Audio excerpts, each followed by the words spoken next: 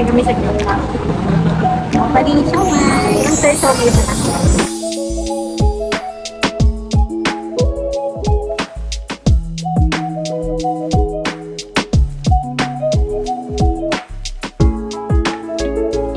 Day 1 in Ilocos. So, nag-morning breakfast pala kami sa Lakay Abo Restaurant na kung saan sobrang daming tao as you can see naman. At ang in-order lang namin is tapsilog tsaka dalawang hotdog. So, tamang picture-picture muna kami ni Jowa habang nag-aantay ng iba naming kasama. That's it.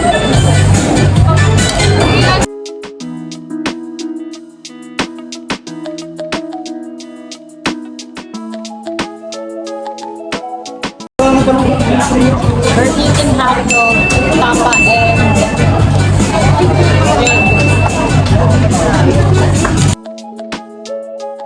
Ang second sa itinerary namin ay mag-ride sa 4x4 at sand dunes. So, this time, hindi kami nag-try pero nag-picture-picture lang ako kasi nga mas gusto naming sumakay sa ATV. Ito yung pinakamahaba naming biyahe since 10 hours kaming bumabiyahe. So, sa next destination na kami. See you! hi! Dito kami ngayon sa Dito kami ngayon sa dulo ng Ilocos, mga boy. Tingnan ko, makikita mo lang, ang magandang view na. Patapat Viaduct is a bridge in Pagudpud known as the fourth longest bridge in the Makikita Philippines. mo, sobrang ganda sa baba. Ito na yung dulo ng Ilocos. Ano ba yun? Cagayan de Oro, sunod niya. Oo. Cagayan de Oro na siya. Ano, layo na narating namin. Ito sa likod namin. Oh, perfect. Pero nagugutom na ako lang. Diba? Sino mo ang lalim dito? Pag iwan mo ako, tatalon ako dito. Bakit kita iiwan? Diba? Kabog. Ganda. Saan hangin? Saan lamig? Ito yung hangin niya. Wala po, dahan-dahan lang ha. Huwag ka na dito. Natatakot siya para sa akin. Delikado Kasi baka malaglag daw ako. Hindi niya ako sasaluhin kasi nasa taas siya. Ano naman, mahal na mahal si Tot. Ano yan eh? Kaya. Mataas yan eh. Okay. Dala, bilhin na tayong ano. Ayun, Gotong na. Ang eh. bili kaming scrambles. Ate, nabili kami scrambles. Isa lang. Magkano yan? Yung 50 lang. Dapat. Tikman mo nga. Sarap. Dapat yung honest review kung masarap ba ang nagyamag si ate o dinagdagan na ng satas. Dasang ano, strawberry. Hello guys, so ito na pala ay Calvario Patapat Natural Park. Diba? Kabog. Calvario Patapat Natural Park is known for its lush forests and for being home to the endangered Rufous hornbill or calaw. This is Blue Lagoon in Ilocos, known for its clear, sparkling blue waters and white sand, offering a peaceful swimming spot between the famous Bungie windmills and Sod Beach.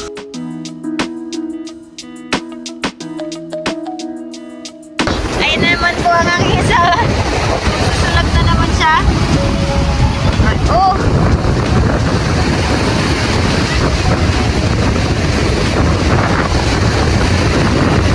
Bakit ang laki? Ayan na! Ah! Nasasakop ka na! Bilisan mo! Bilis! Ayan na! Bakit double S? Sino yan? Oy, sino yung double S? Ayun, at dali-dali niya pong binura para di kami mag-away.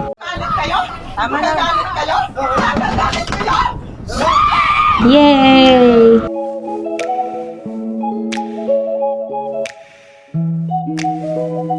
So why are you acting like a bloody fool? If you get hot, then you must get cool. Bad boys, you gonna do? What you gonna do when they come for you? Bad boys, what you gonna do? What you gonna do when they come for you? You chuck it on that one, you chuck it on this one, you chuck it on your mother and you chuck it on your father. We are here at Bantay Abot Cave is a natural rock formation and tourist attraction along the shores of Balawe, Pagudpud, Ilocos Norte. Bantay Abot means mountain with a hole. Hello. Bakit ka nakaganyan, boy? Kaya mo dito?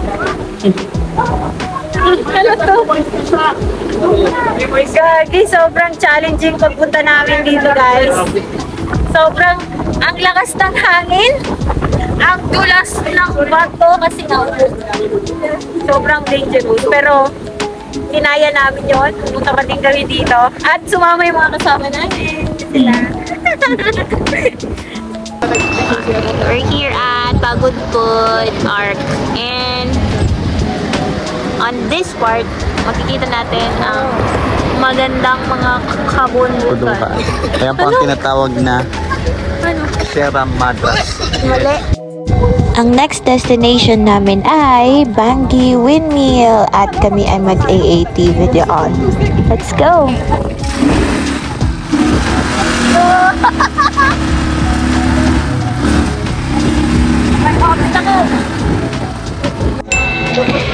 The purpose of windmills in Ilocos, particularly the famous Bangi Wind Farm, is primarily to generate clean, renewable electricity, harnessing the strong coastal winds for power, while also serving as an iconic tourist attraction that boosts the local economy and showcases sustainable energy in the Philippines.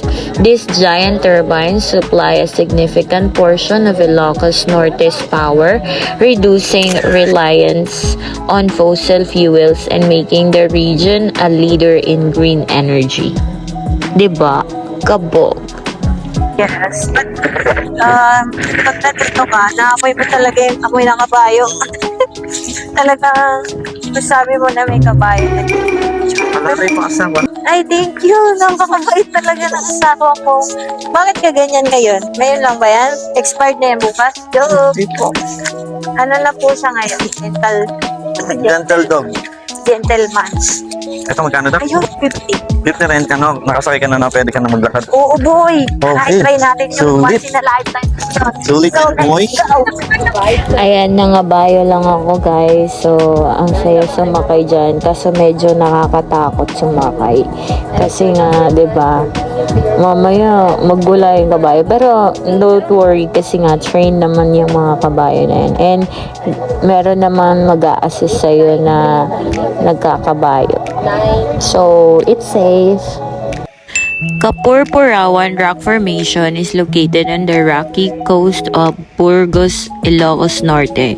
It is known for its creamy white and streamlined limestone formations which have been sculpted by different oceanic and weather forces. Alright guys, sobrang worth to visit actually. Sobrang ganda, as in sobrang ganda. IG worthy and nakaka-amaze talaga. So nag-horseback riding ako at sasakyan ko na ulit pabalik si Horsey. Sobrang lakas ng hangin, promise. And for me, ganito pala yung POV pag nakasakay ka sa horse. Uuwi na kami, Horsey. Ang hangin kanina sobra. Doon sa rock formation. Ganda. Ito na nga. Ah, galing. Galing niya ako. Yes. Dito lang yan sa... Kuya, saan nga to?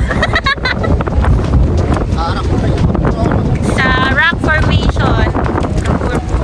Punta na kayo dito. Ganda dito. Sobrang ganda. Instagram ko. Gusto nyo ma-experience ang mga bagong experiences, you can try here. And yun nga lang, sobrang windy dito. Windy. So this is our last destination for today. This is Lighthouse. So unang tungtong pa lang namin dito is parang ang bigat sa feeling. At gabi na nga kami nakabisita dito. So as you can see, actually museum siya pero yung ibang mga gamit is tinanggal na. I don't know why. So the tallest lighthouse in the Philippines by elevation is the Cape Bohiador Lighthouse in Ilocos Norte. This is historic Spanish era structure perched on a hill, but the Cape Bolinao Lighthouse in Pangasinan is often cited as the tallest tower itself. So yeah, Visited a lot of museums, hindi lang sa Manila. Museum of Anthropology, Museum of... So, sana may mga multo dito. Day 2 of our Ilocos tour. So first, we have the Paway Church, officially the St. Augustine Parish Church in Paway, Ilocos Norte. It is an example of stunning Spanish colonial earthquake Baroque architecture, famous for its massive buttresses, unique blend of styles, and its status as a UNESCO World Heritage Site since 1993. Hi guys! So, we're here at mga sibuyas and bawa. So, pauwi na din kasi kami ngayong araw and we really need to buy some pasalubong to our family. Kasi day 2 na namin. So, ayan, namili-mili kami ng suka, bawang, tsaka sibuyas. Alright, so bibili kami ng sibuyas and bawang. Sibuyas.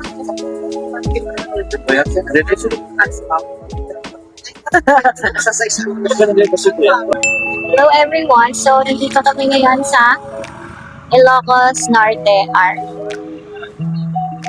Hi! Dito na tayo ngayon sa Ilocos Norte Arc. Daming tao. Tara!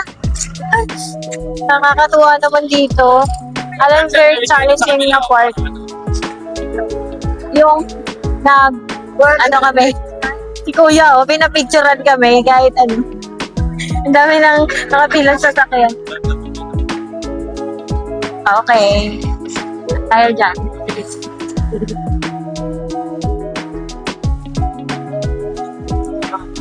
So, we buy some windows with bagoongs. Dami bagoong, di ba guys?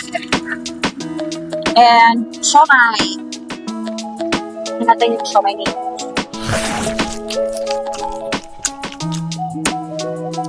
Wala. Wala na. Ang next namin guys is bilihan ng pasalubong ulit. Yung 4-star native delicacies like chicharon, cornig, tsaka bilihan ng bagnet at longganisa. Paano paggawa yan po? Dito lang po yan sa... Anong pangalan nito, te? Papangan. Okay. Kuwaan. Saka longganisa na rin, te. Sa intag 150 lang sanda. Hi sir, nagpa-vlog siya.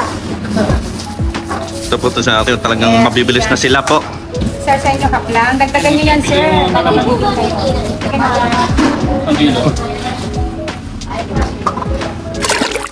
Our next destination would be still the same, pasalubong. Kaso this one is a souvenir shop. So, ayun, bumili kami ng mga souvenir like keychains, ref magnet. Ang next stop agad is Calle Crisologo.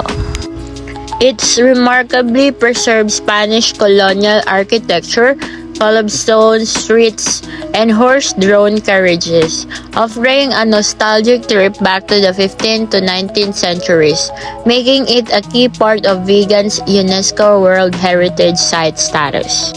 At this point, umorder kami sa Mang Inasal at nag-take out na lang dahil sobrang daming tao. Hello guys. Dito kami sa Kalye Risologo. Yung mga person.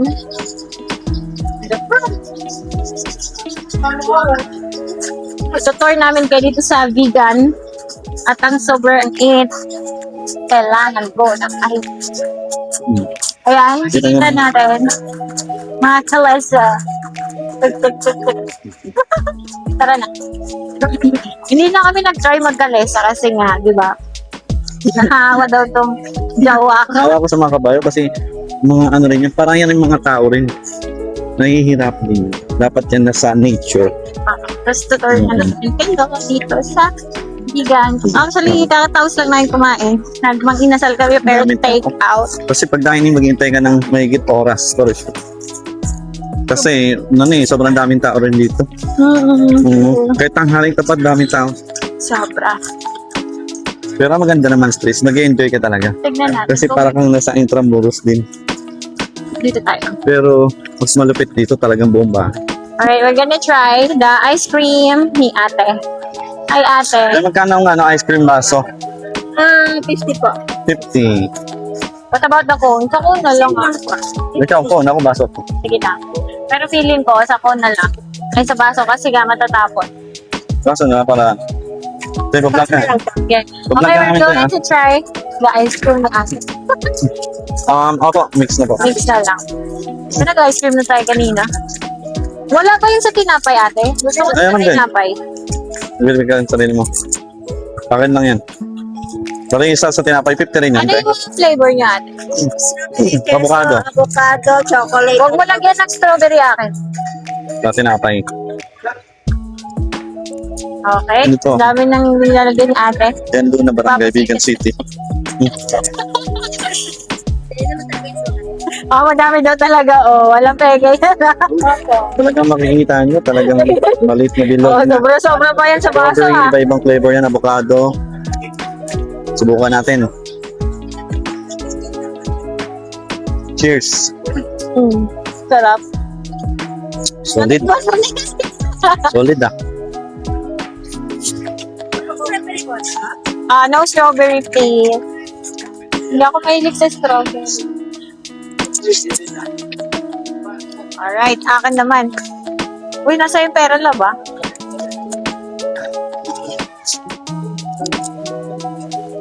Ayan. Parang na-miss ko yung may sa tinapay. Magkano pag nasa tinapay? Say, 50 rin? Ay, 50 rin. kahit anong bilhin mo, 50 talaga yan.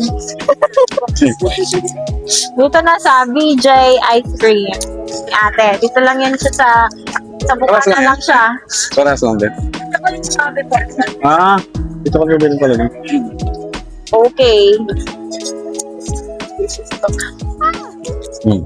Wala ko tinuro pa sigot yan. Solid yan eh. Kulang yan. Boy, Sa bayan ating mo oras na. buwan. Sabi ka, Bayan mo muna. nakalimutan ko magbayad. Sarap.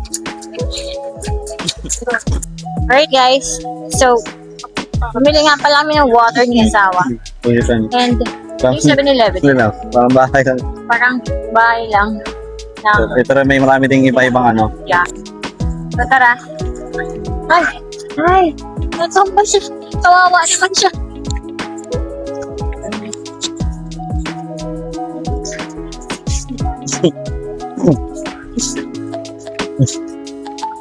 Yan mga bayo. Malesa.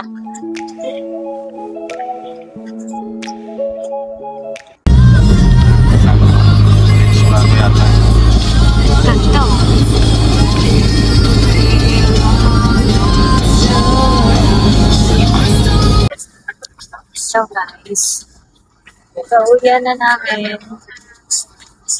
Anong masasabi mo, boss? Tingin ko rito. Pagod lang. Pagod. Panakadalan sa direct na tickets. Kanina pa pagkakay ko tayo dinarap namin pala ng iwatan. Kasi na araw, hindi na ganun ka lagi nag-install talaga yung video niya. Hindi na kami sa pagod. Pagod kami pero maganda yung experience. Yung mga bago kaming na-unlock. Hindi ba? Hindi na lang sasabihin. Let's go, let's go. Ganyan ang mga malulupit na Dragon Balls.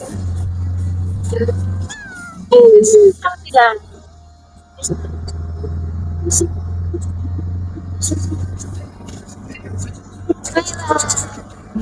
Akala ko uwian na pero dumaan pala kami sa grapes farm.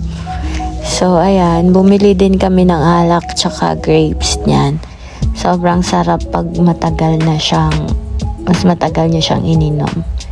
So, yun nga. Kakagising lang namin yan. And lastly, kumain muna kami ng dinner.